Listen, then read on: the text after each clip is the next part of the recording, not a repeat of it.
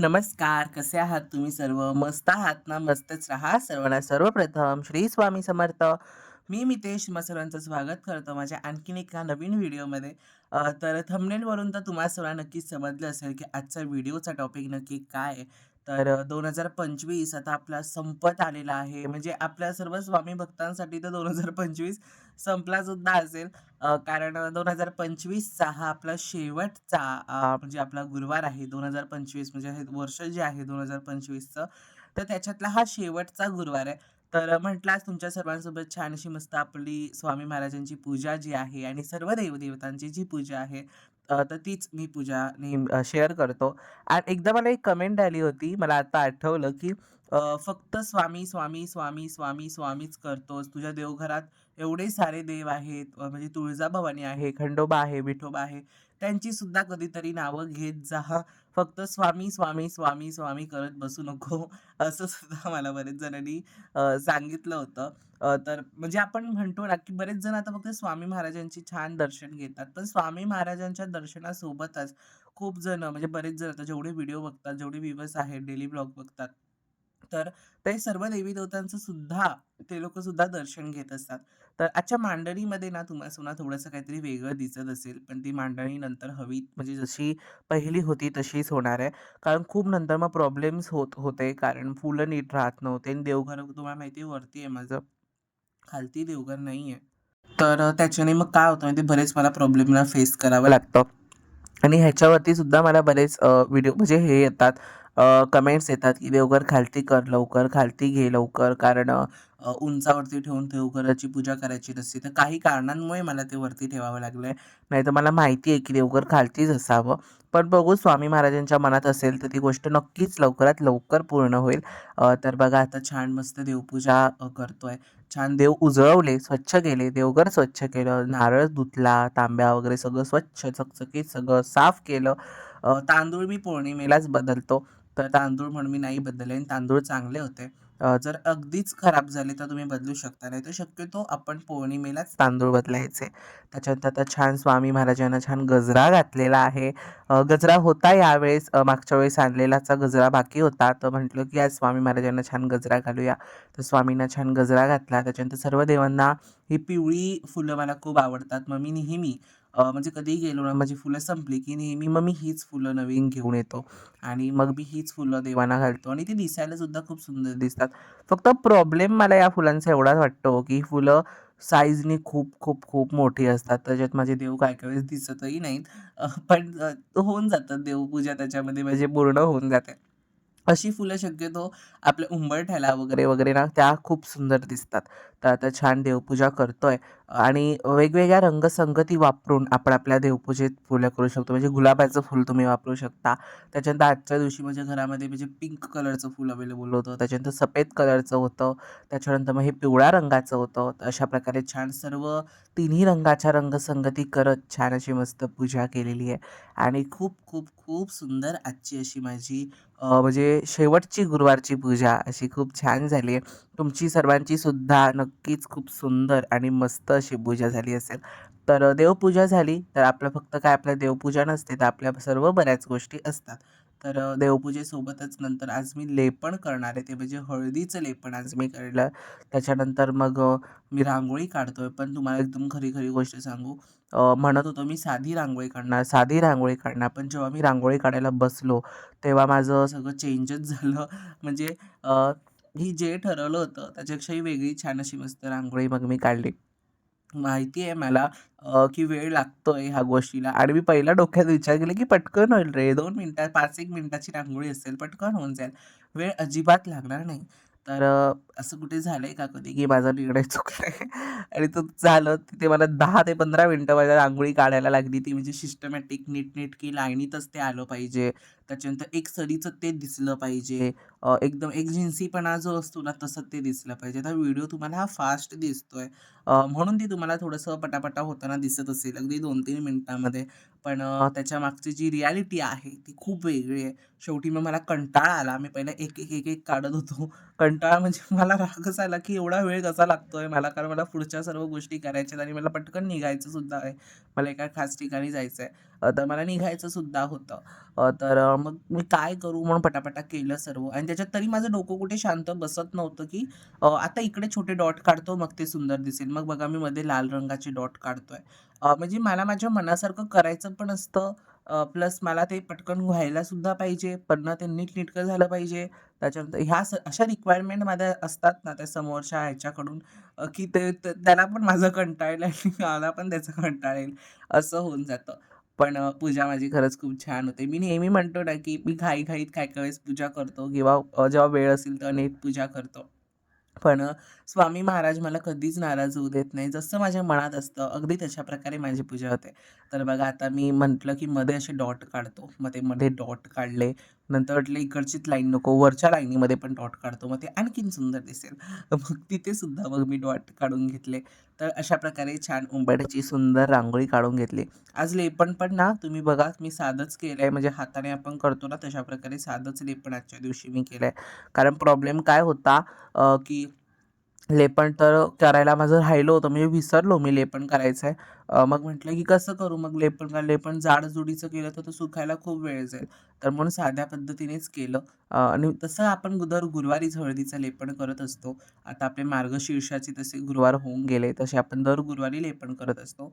तर आता छान दाक्षिणात्य पद्धतीने उंबरठ्याचं लेपन करतोय. माझ्या डोक्यात आला विचार की असं कुंकवाचे ठिपके लावू, तर ते आणखीन सुंदर दिसेल. तर छान कुंकवाचे मध्यभागी ठिपके लावले. तर तेवढंच माझं मन भरत नव्हतं. तर मग मी अष्टगंधाचे सुद्धा ठिपके लावले, जे माझ्या करंड्यामध्ये आहे अष्टगंध. तर त्याचे मी छान असे मस्त ठिपके लावले. तर एक नवीन करंडा मी तुमच्या सर्वांसोबत घेऊन येणार आहे लवकरच. तुम्हाला दाखवेन तो, की कसा आहे तो करंडा.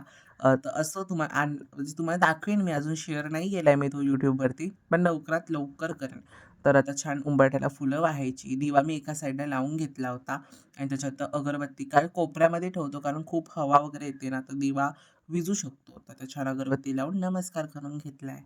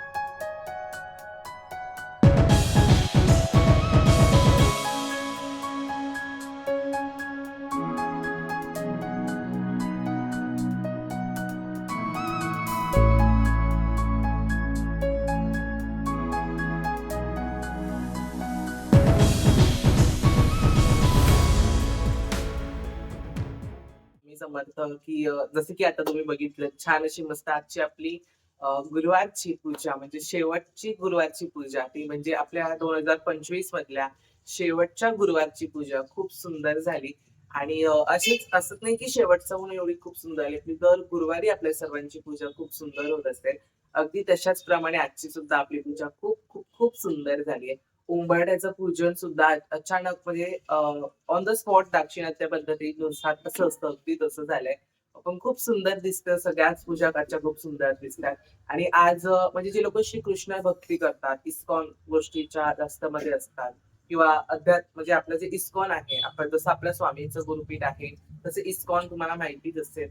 तर त्यांच्यानुसार आजच्या दिवशी तू महातुलसी पूजा असं सुद्धा म्हटलं जातं. तर ते सुद्धा आज मी केलंय. म्हणजे कुठल्याही काही असो, पण आपल्या प्रत्येकाच्या घरात तुळस आहेत आणि जशी आपण दररोज तुळशीची पूजा करतच असतो.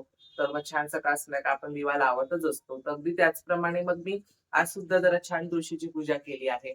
नेहमीप्रमाणेच करतो. पण तशी म्हटलं की आज महातुलसी पूजन आहे असं सगळे म्हणतात. तर म्हणून मी आज महातुलसी पूजन सुद्धा केलंय आणि आपली गुरुवारची पूजा, शेगडीची पूजा, माठाची पूजा ती सुद्धा मी केली आहे.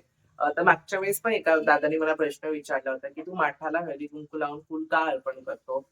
तर ह्याच्यावरती एक मी रीतसर छान व्हिडिओ बनवणार आहे. कारण हे असं शॉर्ट फॉर्ममध्ये तुमच्या सर्वांसोबत मी नाही शेअर करू शकत. तर छानसा रीतसर सुंदर व्हिडिओ बनवेन आणि तो मग मी तुमच्या सर्वांसोबत शेअर करेन. आणि जे नवीन सेवेकरी आहेत त्यांच्या सर्वांसाठी खास अशी मस्त नवीन गोष्ट मी शेअर करणार आहे, की ते म्हणजे आपला 2026 हा जो वर्ष आहे, तर ते गुरुवारपासून माझ्या मते सुरू होतंय.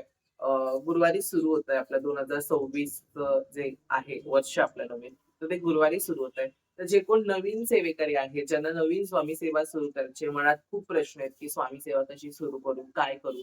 तर त्यांनी नवीन गुरुवारपासून सुरू करू शकता. म्हणजे नवीन गुरुवार म्हणजे आपला 2026 चा जो नवीन गुरुवार आहे, तेव्हापासून तुम्ही गुरुवारची पूजा आपली सुरू करू शकता. नवीन सेवेकरी असाल तर शक्यतो 1 वर्ष, दीड वर्ष तुम्ही स्वामींचा फोटोज घ्या. पहिलं तुम्ही बघा, की तुम्हाला सगळं जमतंय का करायला? गुरुवारी अभिषेक, गुरुवारची पूजा, त्याच्यानंतर सगळ्या गोष्टी तुम्हाला करायला जमतायत का? जर तुमचं वर्षभरात ते कंटिन्यूटी बसली तुम्हाला, तरच तुम्ही मग मूर्तीची स्थापना करा. नाहीतर तुम्ही मूर्तीची स्थापना करू नका. कारण मूर्ती जरी तुम्ही घरात ठेवली तरी त्याच्या सर्व गोष्टी झाल्या पाहिजे. त्याच्या गुरुवारची पूजा त्याची झाली पाहिजे. त्याचा अभिषेक झाला पाहिजे. तर ह्या अशा छोट्या-छोट्या गोष्टी असतात. जर तुम्ही नवीन सेवेकरी असाल तर 1-1.5 वर्ष तुम्ही फोटोवरतीच सेवा करा. मनाचा भाव महत्वाचा आहे. तर फोटोज तुम्ही तुमच्या देवघरामध्ये ठेवू शकता. त्याच्यानंतर सगळ्यात महत्वाचं ते म्हणजे स्वामी चरित्र सारामृत तुमच्याकडे असलं पाहिजे. त्याच्यानंतर नित्यसेवा स्तोत्रमंत्र तुमच्याकडे असलं पाहिजे. म्हणजे नित्यसेवा स्तोत्रमंत्राचं जे पुस्तक आहे, ते तुमच्याकडे असणं गरजेचं आहे. त्याच्यानंतर श्री स्वामी चरित्र सारामृत असणं गरजेचं आहे. त्याच्यानंतर एक माळ असणं गरजेचं आहे. आणि जर तुमच्याकडे माळ नसेल तर आपला जो हे असतो ना आपला मोजण्यासाठी आपण यूज करतो. सॉरी कॅल्क्युलेटर नाही. तुम्ही ते यूज करू शकता. चालेल 108 वेळा तुम्ही त्याच्यात नामस्मरण करू शकता दररोजचं. तशी छान तुम्ही नित्यसेवा तुमची नवीन गुरुवारपासून सुरू करू शकता. म्हणजे आता वर्षातला शेवटचा गुरुवार आहे. तुम्ही आजपासून सुद्धा सुरू करू शकता असं काही नाही. पण एक संकल्प होऊन जातो नवीन वर्षाचा आपला की मी छान नित्यसेवा करेन. तर कुठलाही नित्यसेवा माझी कधी चुकवणार नाही. 365 दिवस मी माझी कंटिन्युअसली नित्यसेवा ठेवेन.